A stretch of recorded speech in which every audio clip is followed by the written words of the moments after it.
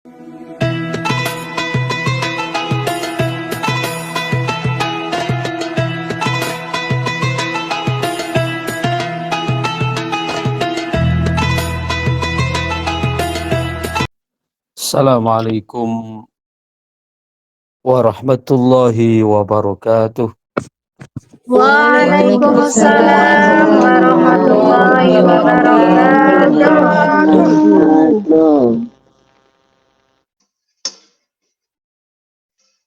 Alhamdulillahi rabbil alamin.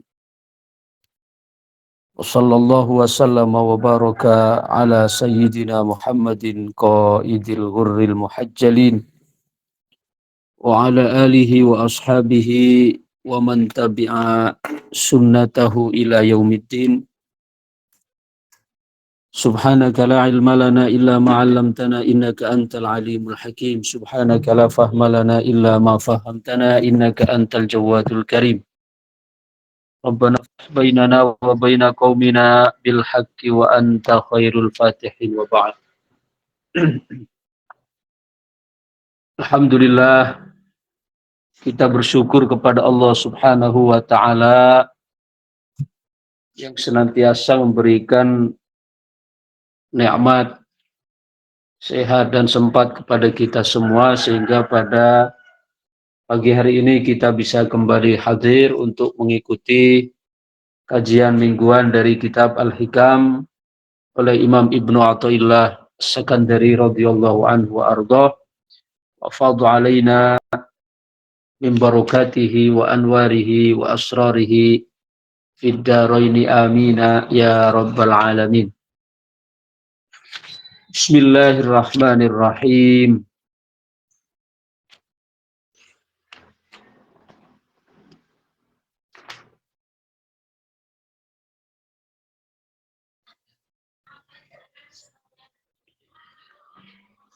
Pada pertemuan sebelumnya,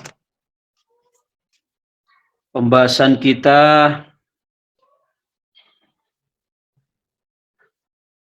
sampai pada hikam 27 yang merupakan kelanjutan dari hikam yang ke-26, yaitu pada hikam ke-26 min alamatin nujhi fin nihayat ar-ruju'u ilallahi fil bidayat. Di antara tanda keberhasilan atau kesuksesan hingga mencapai puncak perjalanan itu adalah dengan kembali pada Allah Subhanahu wa taala sejak di permulaan.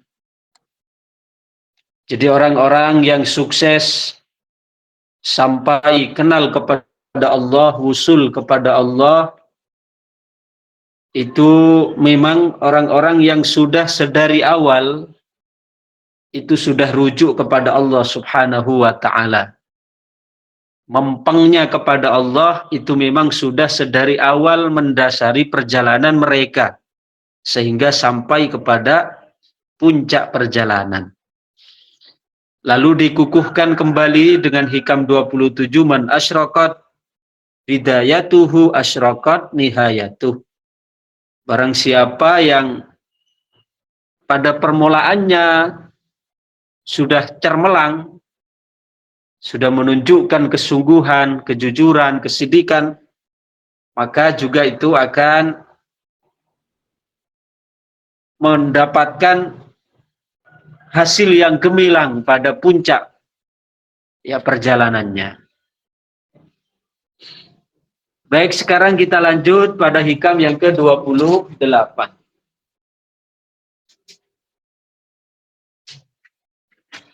Bismillahirrahmanirrahim. Hikam yang ke-28.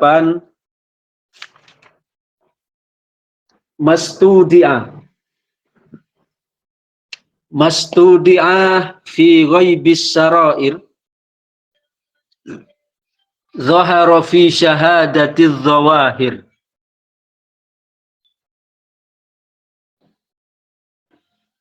Ma utawi perkara ustudi'a kang den ditipake apa ma fi ghaibis sarairi ing dalam ghaibe piro-piro rahasia. Zahara mongko nampak apa ma fi syahadatiz zawahiri ing dalam kesaksiane piro-piro perkara kang nyoto, perkara kang nampak. Sesuatu yang dititipkan, yang diletakkan, yang disimpan oleh Allah Subhanahu wa taala di dalam keghaiban rahasia-rahasia itu akan nampak di dalam kesaksian perkara-perkara yang zahir. Apa maksud dari hikam ini? Sesuatu yang batin itu adalah sesuatu yang bersifat sir, sesuatu yang bersifat rahasia, yang tidak dapat diketahui, yang tidak dapat dikenali, karena dia ada di dalam, karena dia berada di tempat yang tersembunyi.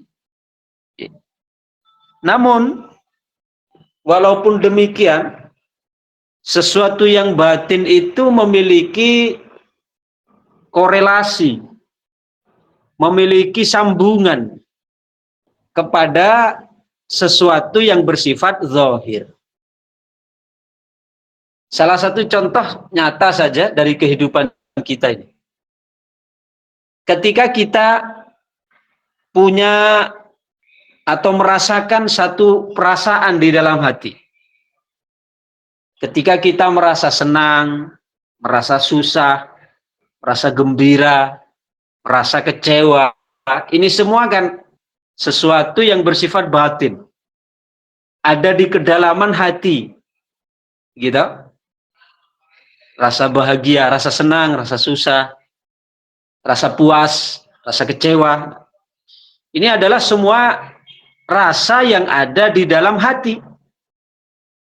Tapi walaupun rasa yang saya sebutkan tadi itu ada di dalam hati, itu memiliki sambungan dengan sesuatu yang bersifat zahir, dengan indera kita. Ya. Coba ketika kita kecewa misalnya, maka bawaannya itu bad mood. Ketika kita marah misalnya, maka kita ya memerah. Jadi sesuatu yang berada di dalam rahasia batin itu akan nampak di dalam kesaksian zahir. Karena zahir itu ya menjadi mir'ah, menjadi cermin dari apa yang ada di batin. Walaupun tidak seutuhnya apa yang ditampilkan, data yang ditampilkan oleh zahir itu selalu akurat. Memang tidak selalu begitu. Tapi kebanyakan apa yang ditampilkan oleh zahir itu adalah merupakan sambungan dari apa yang ada di dalam rahasia batin. Baik, kita lihat syarahnya. Mastudi'ah fi ghaibis sarair.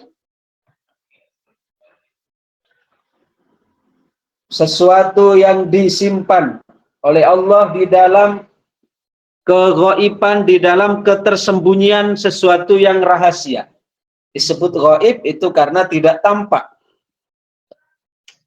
Aifil qulubil ghaibah, yaitu yang ada di dalam hati yang ghaib. Artinya hati ini di dalamnya akan menyimpan data-data. Data-data kehidupan kita itu tersimpan di sana.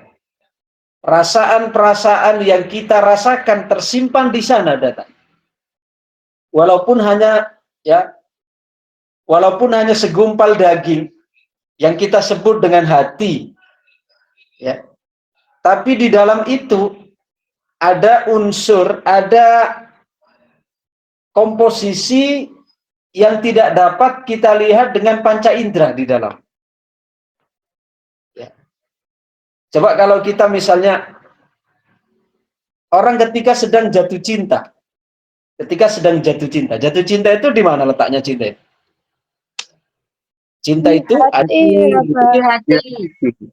ada di dalam hati. Coba sekarang kalau hatinya orang yang sedang jatuh cinta itu dibelah, apakah kemudian di dalamnya itu akan tampak love-love, akan tampak berbunga-bunga? Boten toh? Boten. Boten. Boten. Tidak ada kelihatan apapun dari pandangan zahir. Ya, kalau kita preteli dioperasi hatinya orang yang sedang jatuh cinta, ya yang tampak itu hanya daging-daging, hanya darah-darah, hanya sel-sel, jaringan-jaringan. Tidak ada di situ tampak kepada kita, kepada mata kita yang melihat, ya, sesuatu yang menunjukkan bahwa dia itu sedang jatuh cinta. Itu dalam pandangan mata kepala kita. Tapi karena hati itu memiliki dimensi lain, dan itu yang merupakan hakikat kita. Hati itu bukan sekedar daging ini, tapi di situ ada jaringan-jaringan ruhani. Ada jaringan-jaringan yang tidak kasat mata, yang terkandung di dalamnya. Yang mana di dalamnya ada rasa cinta, ada rasa ridho, ada keikhlasan, ketulusan, marah, dan seterusnya. Itu kan dari sana semua. Tapi tidak terlihat oleh kasat mata kalau kita belah. Ya, walaupun ada istilah, seandainya engkau belah dadaku, maka engkau tidak akan jumpai kecuali rasa cinta kepadamu. Ya, itu bahasa-bahasa kiasan. Artinya, ya tetap walaupun orang sedang jatuh cinta, dibelah hatinya ya isinya darah. Gitu. Ya isinya tetap daging, isinya tetap jaringan-jaringan, tidak akan terlihat sedikit pun di situ kemudian muncul love-love misalnya. Ya, muncul apa? Muncul tervisual keluar rasa yang dipendam di dalam. Tetap yang nampak keluar, artinya yang nampak pada tampilan fisik hati itu ya tetap apa yang kita saksikan dengan mata kepala kita, jaringan, organ, kemudian sel-sel dan seterusnya. Ya. Tapi tidak bisa kita pungkiri juga perasaan-perasaan yang timbul, yang muncul, rasa benci, rasa cinta, rasa suka, rasa lapang, rasa kecewa, kan dari hati semua. Ya, itu artinya sesuatu yang tersembunyi. Nah, sesuatu yang tersembunyi ini di dalam hati, itu nampak nanti gelagatnya pada tampilan zahir. Ketika orang di dalam hatinya menyimpan jatuh cinta, maka apa yang kita saksikan dalam tampilan zahirnya? Dia akan senantiasa terlihat senyum-senyum sendiri, ya. Banyak tiba-tiba tersenyum sendiri, hatinya berbunga-bunga, raut wajahnya selalu sumringah dan seterusnya. Loh, padahal yang jatuh cinta hati, kenapa kok ekspresi luar itu juga menentukan? Iya, karena apa yang ada di luar, wajah kita, anggota tubuh kita itu akan mengekspresikan, akan menerjemahkan dari apa yang tersembunyi di dalam. Itu kira-kira penjelasan singkatnya dari mastudi fi ghaibis sarair dhahara fi syahadatiz zawahir. Jadi sesuatu yang disimpan oleh Allah di dalam tersembunyinya rahasia-rahasia, yaitu berupa hati, itu akan nampak di dalam kesaksian zawahir-zawahir, suatu yang indrawi. Aifil qulubil ghaibah ay ghairil musyahada bil absar, yang tidak dapat, sesuatu yang gaib itu tidak dapat sebenarnya disaksikan oleh mata. Minal ma'arifi wal anwaril ilahiyah, yang berupa pengetahuan-pengetahuan, cahaya-cahaya ketuhanan. Itu kan sesuatu yang bersifat syara'ir, sesuatu yang bersifat rahasia. Karena hanya Allah Subhanahu wa ta'ala hujamkan pengetahuan-pengetahuan itu, cahaya-cahaya ketuhanan itu ke dalam hati. Itu tidak tampak karena bersifat batin. Namun zahara fi syahadatiz zawahir, itu nampak pada kesaksian, pada penampakan zahir. Ai fi zawahir syahid ayil hadirah. Jadi nampak pada sesuatu yang zahir sekarang ini, yang dapat kita saksikan dengan mata. Artinya sesuatu yang Allah sembunyikan di dalam hati yang merupakan alam malakut, dari perasaan-perasaan, cahaya-cahaya, pencerahan-pencerahan di dalam hati, itu kan sesuatu yang tidak nampak, tapi akan terlihat gelagatnya pada sesuatu yang zahir. Pada sesuatu yang zahir. Orang yang di dalam hatinya misalnya ada cinta kepada Allah. Cinta pada Allah ini kan di dalam hati letaknya. Maka akan nampak pada zahir, yaitu apa? Berupa senantiasa menyebut namanya, senantiasa mengutamakan apa yang menjadi perintahnya, apa yang menjadi titahnya. Nah, ini merupakan gelagat yang tampak pada aspek zahir. Kalau aspek batin cintanya kan tidak kelihatan toh. Tapi gelagatnya keluar, pantulannya, pancarannya, ya, itu Allah tampakkan keluar pada anggota badan. Baik. Famas tauda'ahu Allah Ta'ala fil qulubi wassara'iri minal ma'arifi wal anwab la budda ayyudhira atharuhu 'alal wajhi wal jawari.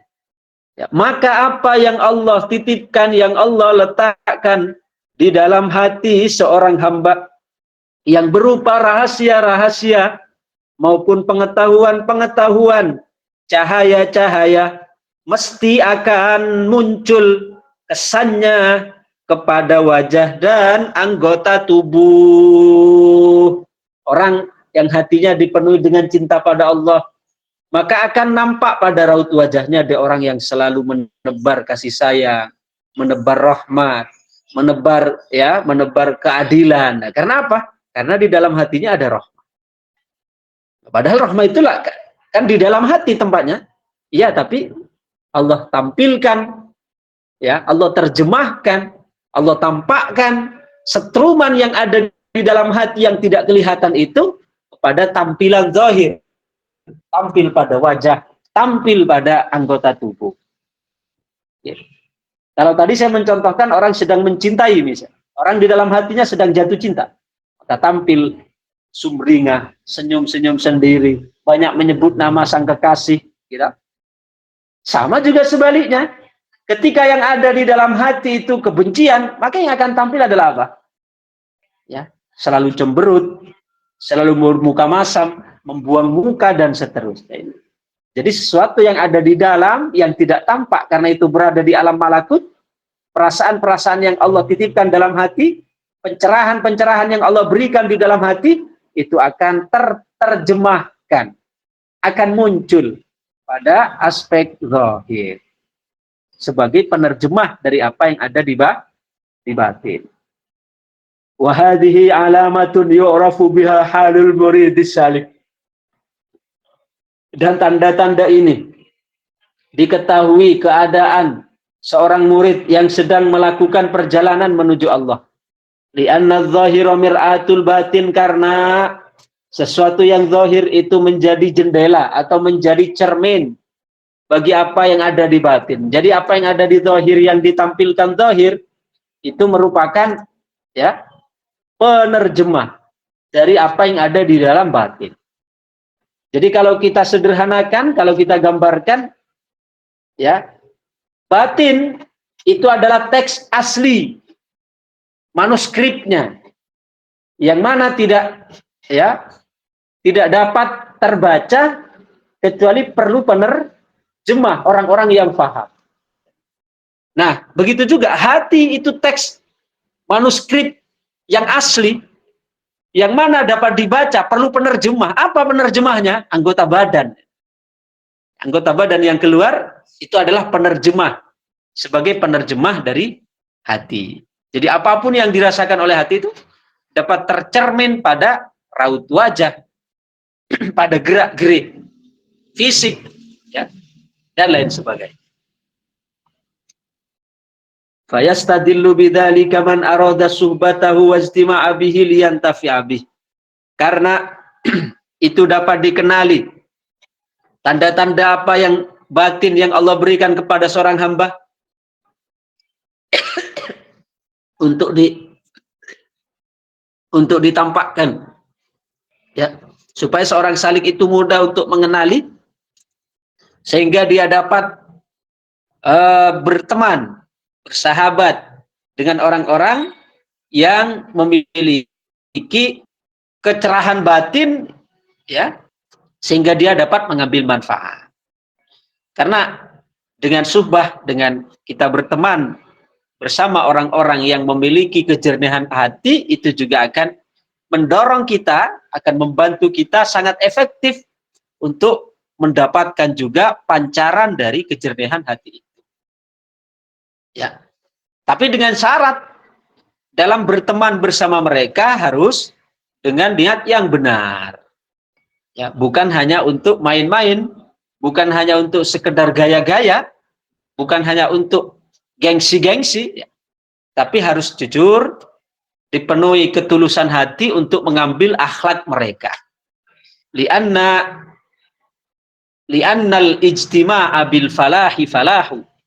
Ya, karena berteman, berkumpul bersama orang-orang yang beruntung, itu juga akan menjadikan kita sebagai orang yang beruntung. Nah, sama juga wal istima'a bi asyaki syakiyu. Berteman dengan orang yang celaka juga akan menjerumuskan kita kepada jurang kebinasaan. Maka dalam pertemanan bersama orang-orang yang memiliki cahaya batin yang cerah seperti ini, yang tampil kepada aspek zahir, dari bagaimana dia raut wajahnya yang selalu sumringah, selalu membagikan rahmah dengan sesama, ya, punya kasih sayang. Ini Allah sengaja tampakkan melalui aspek zahir, gelagatnya, supaya kita memiliki, ya, punya ancer-ancer bahwasanya orang yang semacam ini yang layak untuk kita subai. Dengan dekat pada mereka, hati menjadi tenang, hati menjadi damai. Jadi kedamaian itu, ya, yang ada di dalam hati mereka bisa kita rasakan pancarannya kepada kita yang ada di dekatnya.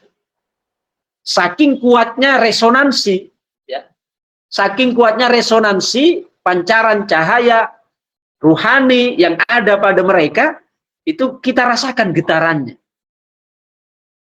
Maka tidak heran orang-orang yang hanya berkumpul saja dengan orang-orang yang dekat dengan Allah, walaupun orang yang dekat dengan Allah itu belum mengucapkan kata-kata, hanya baru dekat saja, itu sudah ada getaran, ya, dari dalam hati orang yang bersamanya. Kenapa? Karena yang bersangkutan, ya, orang yang kita dekati itu adalah orang yang memiliki cahaya, yang memiliki haibah bersama Allah, maka kita juga merasakan getaran itu. Tapi sekali lagi, ya, ini hanya akan dapat dirasakan manakala orang yang mendekati itu dengan niat karena Allah Subhanahu wa ta'ala. Atau bahasa lainnya disebut sidik. Karena kalau tidak sidik, ya tidak akan dapat pengaruh atau faedah apapun. Ya.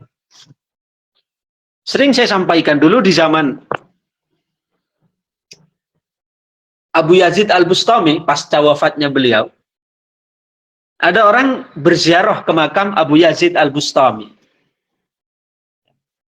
Ketika sedang ziarah, orang yang berziarah ini dia tidak menangi. Ya, tidak, artinya tidak sempat bertemu dengan masa hidupnya Imam Abu Yazid. Ketika Imam Abu Yazid Al-Bustami wafat, ya, baru dia berkesempatan untuk berziarah ke makam beliau. Ketika berziarah, beliau berdoa, tawassul dan seterusnya di depan makam beliau. Beliau tidak mampu menahan diri. Penziarah ini tidak mampu menahan diri. Dia begitu merindukan tentang nasihat-nasihat sosok yang sedang dia ziarahi, walaupun belum pernah ketemu. Tapi dia juga ingin mendengar butiran-butiran hikmah yang pernah disampaikan oleh sahibul maqam. Lalu bertanyalah si penziarah ini kepada orang-orang yang ada di sekitar makam. Sambil bertanya dia mengatakan, ya, tahukah panjenengan, ya, adakah di antara panjenengan yang sempat mulazamah, mulazamah itu senantiasa, terus-terusan di dalam terus-menerus dalam mengikuti majelisnya Imam Abu Yazid. Maka ditunjukkan kepada salah seorang yang berada di pojokan makam, ya, yang sudah sepuh. Lalu peziarah ini mendekati beliau dan bertanya, benarkah panjenengan dulu sering mulazamah dengan beliau, dengan Imam Imam siapa? Imam Abu Yazid Al-Bustami. Kata laki-laki tua itu menjawab, betul, saya senantiasa mengikuti majelis-majelis beliau. Selalu mengikuti halakoh-halakoh beliau. Lalu kata si peziarah, dia kembali bertanya, coba sampean sampaikan nasihat yang pernah disampaikan oleh Imam Abu Yazid, sampaikan juga kepada saya. Artinya nasihat yang sama Abu Yazid Al-Bustami kepada panjenengan, coba panjenengan sampaikan juga itu kepada saya. Lalu laki-laki tua itu dia menjawab, setelah agak lama menundukkan kepala itu, lalu beliau mengangkat kepala sambil mengatakan, kata beliau, nasihat Abu Yazid yang senantiasa saya ingat adalah beliau pernah berkata, barang siapa yang pernah bertemu denganku, barang siapa yang bertemu denganku, maka dia pasti masuk surga. Ya, barang siapa yang bertemu denganku, maka dia pasti masuk surga. Maka laki-laki itu, si penziarah, dia merasa aneh. Ya, kata dia, bagaimana seorang Abu Yazid dia mengatakan seperti itu? Padahal dia, dia merupakan seorang wali. Ya, bukankah wali itu derajatnya di bawah Nabi? Sedangkan Nabi saja, ya, Abu Lahab, Abu Jahal yang hari-hari bertemu dengan Nabi, tapi dia tidak masuk surga. Bahkan dia sudah dicap oleh Allah, tabbat yada abi lahabiu wa tabb. Abu Jahal, Abu Lahab yang hari-hari melihat Nabi, bertemu dengan Nabi saja, dia tidak dapat terangkat ke dalam surga. Dia berada di neraka bagiannya. Loh, ini hanya seorang Abu Yazid, bukan Nabi, bukan Rasul.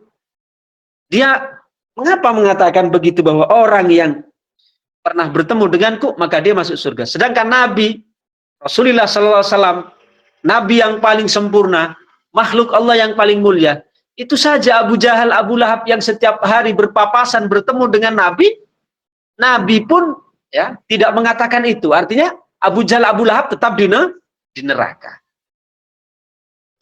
Apa kata orang tua itu yang selalu mulazamah dengan Abu Yazid? Kata orang tua tersebut, wahai si fulan, sebenarnya Abu Jahal, Abu Lahab itu tidak pernah bertemu Nabi. Ya, Abu Jahal, Abu Lahab tidak pernah bertemu Nabi. Orang yang berziarah ini masih belum percaya. Nyata-nyata Abu Jahal, Abu Lahab tiap hari bertemu Nabi, bahkan selalu kalau bertemu Nabi melempari batu dan seterusnya. Maka kata orang yang selalu mulazamah dengan pengajian Abu Yazid itu mengatakan, nah itulah membuktikan bahwa sebenarnya Abu Lahab, Abu Jahal itu tidak pernah melihat Nabi. Buktinya dia ketika bertemu Rasulullah, dia melempari batu, memusuhi, mencaci. Itu artinya yang dia lihat bukan Nabi. Yang dia lihat bukan Muhammadur Rasulullah. Bukan Muhammad sebagai Nabiullah. Tapi yang dia lihat hanya sekedar Muhammad sebagai anak yatim. Dia hanya melihat Muhammad sebagai ponakannya, yang lahir dari keluarga miskin, yang yatim sejak muda. Kan hanya itu yang dia lihat. Tidak melihat Muhammad sebagai Nabi. Tidak melihat Muhammad sebagai Rasul. Andaikan Abu Jahal, andaikan Abu Lahab, dia melihat Muhammad sebagai Nabi, sebagai Rasul, maka niscaya dia akan selamat. Jadi adanya dia masuk neraka, memusuhi Nabi, walaupun setiap hari berpapasan, tapi yang dia lihat kan bukan kenabiannya. Dia dibutakan oleh Allah untuk melihat nubuwah. untuk melihat kenabian yang ada pada Nabi. Andaikan melihat kenabian pada Nabi, kan pasti taat dengan Rasul, pasti beriman dengan Rasul. Jadi sama dengan apa yang disampaikan oleh Abu Yazid. Barang siapa yang melihatku, yang bertemuku, maka dia pasti masuk surga. Artinya, pemahamannya, barang siapa yang mengikuti ajaran-ajaran Abu Yazid, maka dia akan masuk surga. Artinya apa?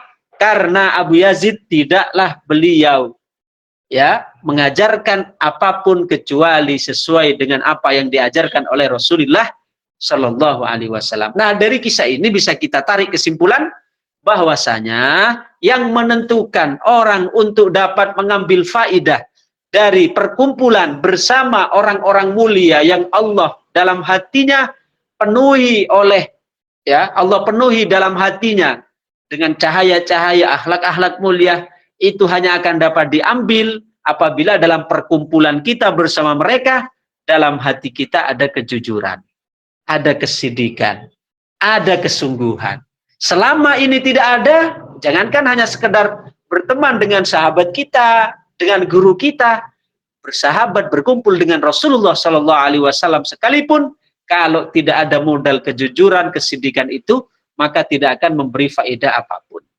Nah, jadi kejujuran, kesidikan ini menjadi modal utama di dalam kita berteman, berkawan dengan orang-orang mulia, dengan orang-orang kekasih-kekasih Allah, sehingga kita akan dapat mengambil manfaat dari pertemanan, persahabatan bersama mereka. Gih, kiranya ini saja dulu Gih untuk penyampaian saya hari ini. Mudah-mudahan apa yang saya sampaikan ada manfaatnya, bawa barokah, maslahat fid dini wa dunya wal akhirah. Amin amin ya rabbal alamin. Gih, mohon maaf saya turun lebih awal karena masih ada janji dengan orang. Kita akhiri dengan doa. Allahumma sholli wa sallim wa barik ala sayyidina Muhammadin wa ala alihi wa sahbihi ajma'in. Alhamdulillahi rabbil alamin. Hamdan yuafi ni'amah wa yukafi'u mazidah. Ya Rabbana lakal hamdu kama yanbaghi li jalali wajhika wa 'azimi sultanik. Allahumma lakal hamdu kama tahlu sallallahu Muhammad wa ali kama tahlu wa filanal muslimin kama tahlu innaka ahlut taqwa al maghfirah. Rabbana atina min ladunka rahmatan wa hayyi lana min amrina rasyada. Rabbana atina fid dunya hasanah fil akhirati hasanah wa qina adzabannar. Sallallahu ala sayyidina Muhammadin wa ala alihi wa sahbihi wa baraka wa sallam. Subhana rabbika rabbil izzati amma yasifun. Wassalamun alal mursalin. Walhamdulillahi rabbil alamin. Al-Fatihah.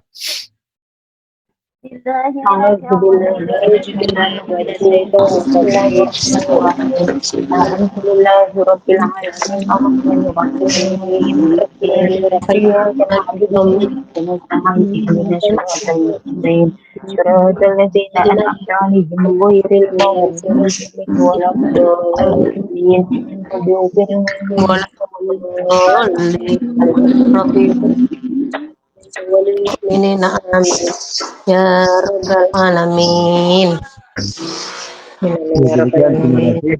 Assalamualaikum warahmatullahi wabarakatuh. Waalaikumsalam warahmatullahi wabarakatuh.